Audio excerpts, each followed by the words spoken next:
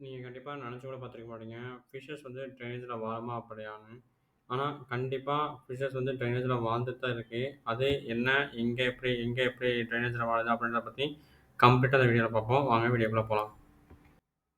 First வந்து fishes வந்து நம்ம ஊர்ல ட்ரைனேஜ்லயும் வாழுதா அப்படின்னு கேட்டிங்கன்னா, கண்டிப்பா ஃபிஷஸ் வந்து ட்ரைனேஜ்லயும் வாழுது. அது எங்க அப்புட்ன்னா, ஆ ஜப்பான்ல வந்து ஓடுற எல்லா ட்ரைனேஜ்லயுமே மேக்ஸிமம் நெறைய வகையான ஃபிஷஸ் இருக்கும்.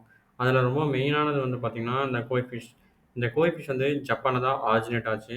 அதுக்கப்புறம் தான் நம்ம எல்லாரும் எடுத்து அத ப்ரீட் பண்ணி இப்போ இங்க வித்துட்டுருக்கோம். ஆனா, இந்த கோய் ஃபிஷ் வந்து ஃபர்ஸ்ட்டு ஆரிஜினேட் ஆனது ஜப்பான்ல. இப்போ வந்து நீங்க ஜப்பானுக்கு போய் பார்த்தீங்கன்னா, மேக்ஸிமம் அதோட ட்ரெயின்ஸ் வந்து கோஎஃபிஷ் நீங்க நெறைய கும்பல் கும்பலா போறத வந்து நீங்க பார்க்கலாம். ஆ அது எப்படி அங்க கும்பல் கும்பலா போது? அது வந்து எதுவுமே ஆகாதா? அப்படின்னு கேட்டீங்கன்னா, அவங்க வாலண்டியரா அந்த ட்ரெயின்ஸ்ல அந்த கோஎஃபிஷியன்ட் விட்டுருக்காங்க. அது மட்டும் இல்லாம அது எனக்கா எந்த பிரச்சனையும் வராதான்னு கேட்டீங்கன்னா, கண்டிப்பா மேக்ஸிமம் எந்த பிரச்சனையும் வராது. ஏன்னா, அங்க வந்து ஜப்பான்ல இருக்கிற ட்ரெயினேஜஸ் வந்து ரொம்ப கிளீனா இருக்கும். நம்ம ஊர் ட்ரைனேஜ் மாரி ரொம்பவே அழுக்கா இல்லாம, அங்க இருக்க ட்ரைனேஜ் வந்து ரொம்பவே கிளீனா இருக்கும். இந்த வீடியோல பார்த்தீங்கனாலே தெரியும். அங்க ஓடுற ட்ரைனேஜஸ் வந்து எவ்வளோ கிளீனா இருக்குன்னு. அதனால தான் அந்த ஊர்ல இருக்க ஃபிஷ் தான் இவ்வளோ ஹெல்த்தியா ட்ரைனேஜ்ல வாழ்ந்துட்டு இருக்கு.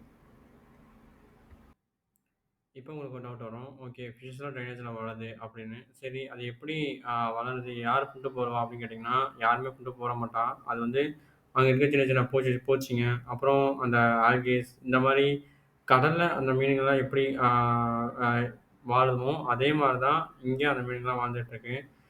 அந்த ட்ரைனேஜ்ல ஒரு சின்ன சின்ன பூச்சிஸு, அதுக்கப்புறம் அங்க இருக்க சின்ன சின்ன ஆல்கேஸ் இந்த மாரி இதெல்லாம் சாப்பிட்டு அந்த ஃபிஷ்லாம் உயிர் வாழுது. நீங்க அ போடுற பெல்லட் ஃபுட்ட விட, அங்க அதுங்க சாப்பிடுற லைவ் ஃபீட் வந்து ரொம்பவே ஹெல்த்தும் அதிகமா இருக்கும். அதனால தான் அந்த ஃபிஷஸ் எல்லாமே இவ்ளோ பெருசா, இவ்ளோ நல்லா பிரைட் கிளாஸ்ல அங்க இருக்குங்க. இந்த ஃபிஷஸ்லாம் வந்து நார்மல் சீசன்ல இந்த மாரி ரேஞ்சில வளருங்க. அதுக்கப்புறம் ரெய்னி சீசன் எப்ப மழை அதிகமாகுதோ, எப்போ நீர்மட்டம் அதிகமாகுதோ, அப்ப வந்து இந்த நீர்மட்டம் அதிகமாகும்போது இந்த ஃபிஷஸ்லாம் அந்த கடல்ல சேர்ந்துரும். அதுபோக கடல்ல சேர்ந்ததுக்கப்புறம் இங்க எல்லா மீனுமே கடலுக்கு போகாது. கொஞ்சம் மீனுங்க மட்டும் இருக்கும். அந்த கொஞ்சம் மீனுங்களும் இந்த ஃப்ரைஸு இந்த மாரி போட்டு இனப்பெருக்கம் பண்ணி இங்க குட்டிங்கள விட்டுருங்க. அப்ப இந்த குட்டிங்க மறுபடியும் ரீசைக்கிள் ஆகும். மறுபடியும் இந்த ட்ரைனேஜ்லயே அதுங்க வளருங்க. அப்புறம் மறுபடியும் தண்ணி கம்மியாகும்போது, மறுபடியும் இந்த ஃபிஷஸ் இந்த ட்ரைனேஜ்ல சுத்திட்டு இருக்குங்க. மறுபடியும் எப்போ மழைக்காலம் அதிகமாகுதோ, அப்போ வந்து சில மீனுங்க மட்டும் மழை தண்ணியோட நீர்மட்டம் அதிகமாகும்போது அந்த ஓஷன்ல கலந்துருங்க. இப்போ உங்களுக்கு தெரிஞ்சிருக்கும்னு நெனைக்கிறேன். எப்படி இந்த ஃபிஷஸ் வந்து ட்ரைனேஜ்ல வாழுது அப்படின்றது. இந்த மாரி நெறைய விஷயம் இருக்கு. அதெல்லாம் வேணும்னா கீழ கமெண்ட் பண்ணுங்க. கண்டிப்பா நான் அந்த வீடியோ உங்களுக்கு சீக்கிரமா அப்லோட் பண்றேன்.